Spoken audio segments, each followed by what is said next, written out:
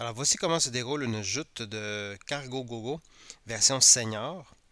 Donc c'est sensiblement la même chose qu'au niveau du junior. Par contre, il y a quand même une différence majeure. C'est que le robot qui est placé dans la partie du haut doit descendre non pas qu'un capteur ou non pas un capteur, mais bien une pince. Donc c'est vraiment un appareil contrôlé par un des moteurs, probablement, qui devra venir placer, chercher les blocs un à un pour les apporter dans la zone d'arrivée.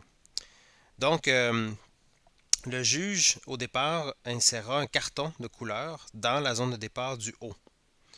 Le robot sera donc en mesure de lire la couleur de ce carton et se déplacer à la surface, à la position de la couleur du carton.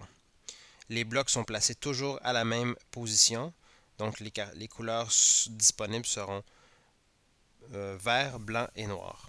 Donc si premier carton c'est la couleur blanc, eh bien le robot se déplace vers la position blanche, fait descendre sa pince, ramasse le bloc et va le déposer dans la zone d'arrivée. Ensuite, le robot revient à sa zone de départ, donc revient dans la position initiale et à ce moment-là va trouver une deuxième couleur, un deuxième carton différent que le juge aura placé entre-temps. Fait la lecture du carton et puis va se déplacer jusqu'à la recherche du bloc correspondant à la couleur. Par exemple ici, noir. La pince descend, prend le bloc et l'amène idéalement par-dessus le premier pour la création d'une tour.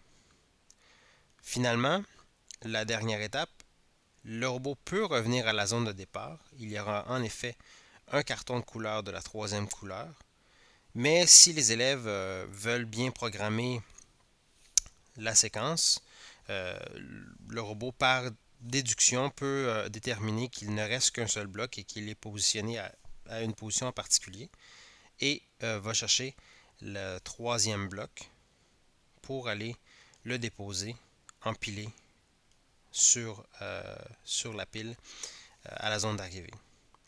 Alors, les points seront donnés si la pile si les blocs sont dans la zone d'arrivée.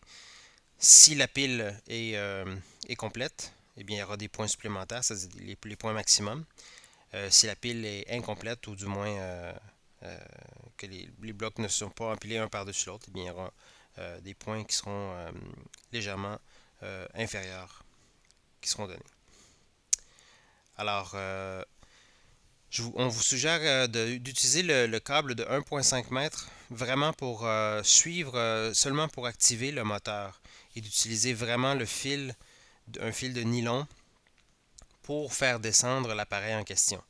Les câbles que nous avons créés sont bien solides, mais ils n'ont pas été testés nécessairement pour remonter des blocs d'une masse quelconque. Donc, utilisez les câbles les fils de nylon que l'on vous suggère d'utiliser. N'oubliez pas également que les masses sont remplies, les blocs sont remplis de masses. Donc chacun des blocs de couleur sont remplis de sous noirs et chacun de ces sous, c'est-à-dire chacun de ces blocs ont des masses différentes. Donc je vous recommande de vous référer au document PDF pour connaître la quantité de sous à insérer dans chacun des blocs. En espérant que ça répond à vos questions, eh bien, je vous souhaite une bonne préparation au défi.